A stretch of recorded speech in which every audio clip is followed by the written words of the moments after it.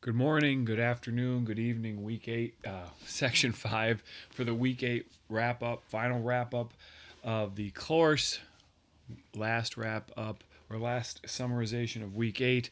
Hope this finds everyone doing well.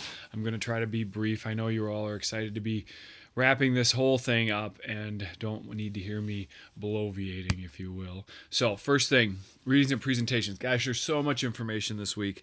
I think Cheryl and the email summarized it to me, just the copious amount of articles and as well as the group projects and the presentations. It was a lot, you guys, but it was all such really good stuff. So starting off, intermittent claudication responds well to exercise. That's what you take home from the article. Repeating a cycle of walking to the point of moderate pain, resting, and then repeating at up to 35 minutes. That seemed to have the greatest effect on these people. Supervised was better than non-supervised. In a lot of cases, people need to be guided. We offer that guidance. That can seem fairly simplistic at times, and yet really, really important. This demonstrated a real impact. And for those of you who are treating intermittent claudication or have not treated it but have seen it, this is an opportunity. I don't know, depending on the patient population you see, this may or may not enter your clinic, but if it does, you certainly have a nice treatment package to offer them. MTSS, or medial tibial stress syndrome, again, completely different population, right? Perhaps aggressive exercisers.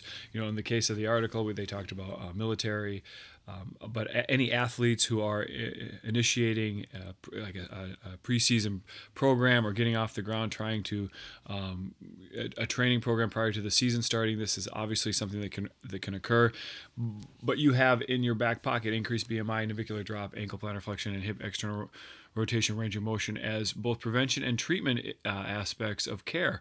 So while we're not going to reduce BMI, that certainly can be a topic of conversation. Navicular drop, we can certainly add a off-the-shelf orthosis to help with that pronation moment, and ankle plantar flexion and hip external rotation, range of motion. We've certainly talked enough about those and the manual therapy techniques that we have at our disposal to deal with them.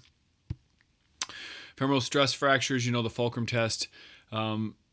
Obviously, there are no reliability values on this, so we don't know the sensitivity, specificity, and I've never seen a femoral stress fracture, but it is something to keep on your radar. And if it were to come into your clinic, for those of you who might be treating aggressive athletes, or even those who are kind of a work conditioning types of patients or occupational health kind of patients, certainly it would be a possibility. And keeping in mind that the proximal 1/3 of the femur is classically where this presents if you are testing it. The functional testing presentation, I loved that presentation. I think that that's a great one, and something that if I was you, I'd just have on my desktop so that I can refer back to it. I love the normative values. I think that those are really helpful, whether you're a new grad or a person who doesn't work with certain patient populations. This could be very helpful, whether it's an exercise progression. I love the kind of transition. And so for those of you who are looking for new exercises or looking for different stuff, for some this might be, I got that. I deal with this all the time. And so it might not be as big of a deal, but I think it's just a great demonstration of going from A to B. And that's for new grads and for people looking to expand. It could be really helpful. And then the return to sport testing for those of you who don't see a lot of sports, a lot of athletes, and then and one shows up on your schedule. What a great opportunity to use the presentation, the functional testing stuff to help answer those questions about return to sport, whether it's the single leg hop test, triple jump, what have you, looking for that 90%, that comparison between symptomatic and asymptomatic leg. It's great stuff. Vascular evaluation, the risk is real. I think if Flynn's presentation was spot on, and it just continues to hammer home that we have a vascular component to what we do. And I don't think I don't even think sometimes PTs think of it that way, let alone the general public or primary care physicians. But in a direct access setting, we need to be screening for the diabetics. I found that statistic: 85% of diabetic amputees start with an ulcer. That makes sense, but it also somewhat startling in that if we can prevent ulcers from developing further, that's huge, right? Cost effective and big for the patient. I just had a patient the other day who was concerned about an ulcer, diabetic, completely deconditioned, had already lost her pinky toe, and the ulcer had developed along her second toe. At that point, she was seeking care for it, but again, it helped us talk about gait dynamics and proper foot care and those kinds of things. So it can be very important. The group projects. So, everybody ultimately, as I say at the bottom here, ultimately all of you guys came to the same conclusions. I do want to clarify one thing. I thought that there was some confusion around the severity and irritability, and I just wanted to clear that up so that everybody understands this. So severity is the pain intensity in relationship to ADLs, and irritability is the duration of time and reps it takes to make one sore. So severity being severe, I would have said that it probably would have been severe. Decreased function, no shopping, dependence on others. However, I do think a case could be made from a moderate standpoint. I think you could probably do that. Irritability was high. It took an hour for the symptoms to ease. It was highly irritable. It got cranky and it didn't like to let go. When I always dose exercises, people, there was always this kind of awareness, if you will, of, well, what if I make it sore? What do I have to watch for? And I always talk about, I want irritability to be really low. So, if it lasts longer than 10 minutes, we've done something wrong and we got to back it down, right? Back down whatever we're doing, whether it's reps or change the angle or or even throw the exercise out. But just keep those two things in mind, because I do think that in the group projects, some of that got a little bit tricky. And hopefully that answers some questions, but ultimately everybody came to the same conclusions. Go after that hip, and whether you call it OA or FAI, it doesn't really matter, because ultimately the treatment is the same, and that is very true. And I liked what I liked to see was the manual therapy approach in conjunction with the exercises, and everybody kind of focused really on the hip. Some delved down into the ankle, which I think was totally fine, because I think that's easy to treat and you can get a pretty good bang for your buck. Ultimately, like I said, everybody kind of came to the same conclusions. It was interesting to see the different diagnoses that were presented as you worked your way through the case study. And again, case studies are hard because you're not getting any feedback. You're just getting this set of information and you have to make it work. And you may have different ideas about what you want to see or what you want answered depending on what you're reading about. So it's not a perfect system. So, thoughts.